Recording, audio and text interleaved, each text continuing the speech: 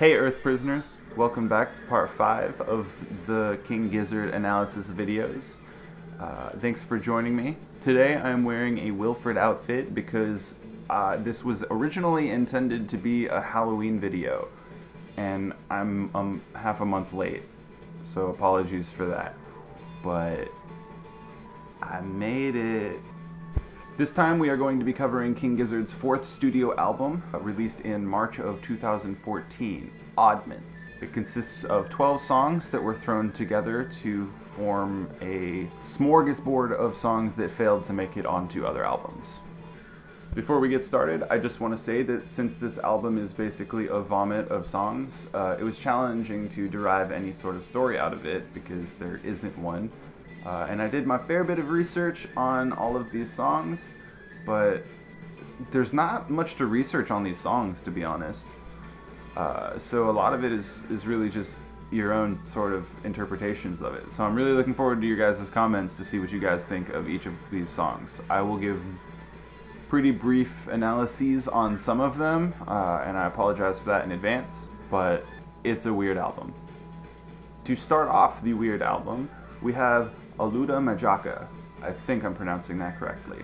It was intended to have a The Doors feel, and the title is a reference to the 1995, that's the year I was born, Hollywood action comedy film of the same name, and also features an audio sample from the film. The movie in question features protagonists fighting for love and honor while village bad boys attempt to acquire lucrative dowries through means of advantageous marital alliances. Stressin' is a muted indie pop song calmly singing about stress and how it can affect you. Stress is instinctual. It's a long-learned trait causing you to be aware of the danger around you. Life is stressful. However, clenching your jaw achieves nothing but sore teeth. Vegemite is a thick, dark brown Australian food spread made from leftover brewer's yeast extract with various vegetable and spice additives. I've heard it's strong as hell, but our Aussie friends down under have been making it since 1922, so I guess it's one of those acquired taste things? I don't know, I'd try it. The song itself features a decent number of what I think are sarcastic, metaphorical references to the free market hidden within catchy vocals about Vegemite. The drumming at the beginning and end of the song really sound like the symbolic hammering of subliminal images and messages that we face on a daily basis. Eat at McDonald's, it's great. Have you had the latest Get Fat sandwich at insert chain restaurant here? Oh, you gotta try it.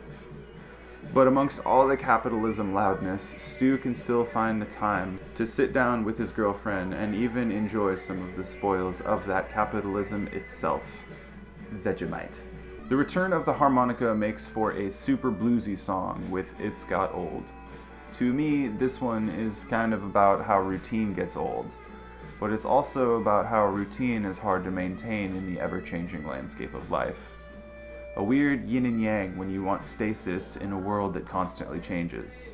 You can also find stasis and reject it for no real reason other than simply thinking to yourself, something's gonna go wrong, and then self-sabotaging in that way. To this day, Joey's slow masterpiece, Work This Time, is the most streamed track on the band's Spotify, even after having 14 albums released since then. From reading the lyrics, it really seems like this is a simple love song, though maybe it's addressed to a dead loved one. I'm having a hard time determining if this is one of those face value songs or if there was something deeper here. So please leave a comment if you think you have a better understanding of this one, and tell me why it is the most popular song on Gizzard's Spotify. I really want to hear your guys' thoughts. And since it's so short, I'm just going to talk about A, B, A, B, C, D while Work This Time is playing, because it's a quickin'. A, B, A, B, C, D is another one of Joey's songs, and it is actually the intro theme to a show of the same name. King Gizzard performed The Raid and Head on Pill on the 3rd episode of the 1st season. The lyrics seem to convey the feeling of being an immortal and being stuck in that reality, as if suicide is not an option, because immortal. It seems rather hentai-umish to me. I feel like Sleepwalker is a commentary on the way that people really seem to be phone zombies nowadays. No one seems to be able to change the opinion of others, which, I mean, not saying that you should, but it seems rather impossible in today's society. I saw you sleeping on the wrong side of the bed, so I got up and switched your side, is one of the lyrics in the song that really shows it's better to just say, you know what, you're right.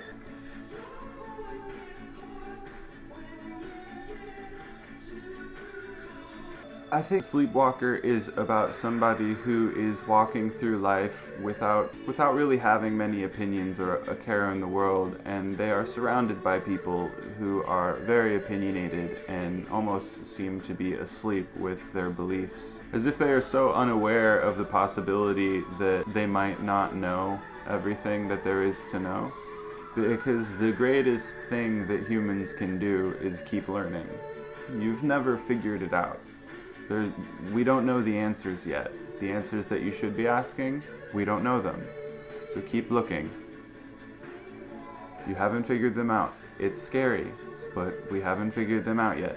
And so until then, we can't pretend like we know what we know, because we don't. So if you're one of the awake people, not one of the woke people, one of the awake people, and you're walking through this life and you're getting sort of frustrated with those around you, just start agreeing with them in a very passive way, because you're not going to change your mind, but they're not going to change theirs.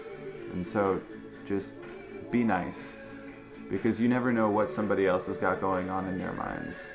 This language wasn't designed to communicate the way that we're supposed to. This song's hard. I don't like this song. This song makes me think things. If you guys know what it's about, let me know in the comments. I have had a thought about hot wax for a hot minute, and I am curious if you guys will agree with me or disagree with me. So let me know in the comments, because this one's really important to me. Do you think that the song Hot Wax is possibly the same as the song Murder of the Universe from the album Murder of the Universe? The reason I think this is the case is because every time I hear the song, all I hear is hot wax running up my legs. When Hantayumi begins vomiting, it's described as bleeding through walls, forcing itself among others, sliding up legs and down throats. I think that the hot wax is Hantayumi's vomit, and that this is an additional window to see the murder of the universe through humans' perspective. But what do I know? It's just something that's been in my thoughts for a while. Let me know in the comments what you think, because I do actually really love reading your guys' comments. Cookie Craig originally wrote the song Crying when he was 16, and it is a very confusing song. I am not sure what it means. I really don't want to even try. Please don't make me. Okay. From what I can tell, the song appears to be about a girl in a relationship coming to a new guy, complaining about her boyfriend and how he lies about him, the guy that the girl is coming to. The singer simply dismisses her and later is confronted by the boyfriend of this girl, who apparently claims the same thing that she did. The singer replies to him saying, "She ain't mine." The rest of the song shows him talking to himself maybe, saying, "Geez girl, keep acting like that and you're gonna make him cry." I don't know. The song was written by a 16-year-old. It's kind of hard for me to get into the mind of a 16-year-old. I'm probably mentally 16, I just don't get it. This would be a good time to mention that the drums on Crying, as well as the next song, Pipe Dream, were played by someone named Monty Hartnett. The song Pipe Dream is an instrumental, so there's not really much to dissect there. But those of you who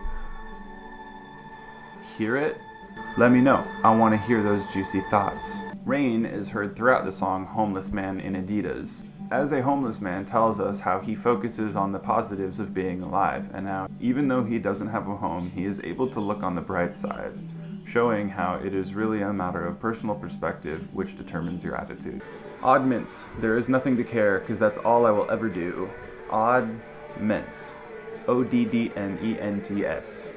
A quick little finale to send us off on a banger, and that's the whole album. So as I mentioned at the beginning, since this is really a collage of different songs from different albums, there's not really a place to put it. I think it's a variety of different windows into the world. It's pretty incoherent, which I think is why it might be called Oddments. I don't know.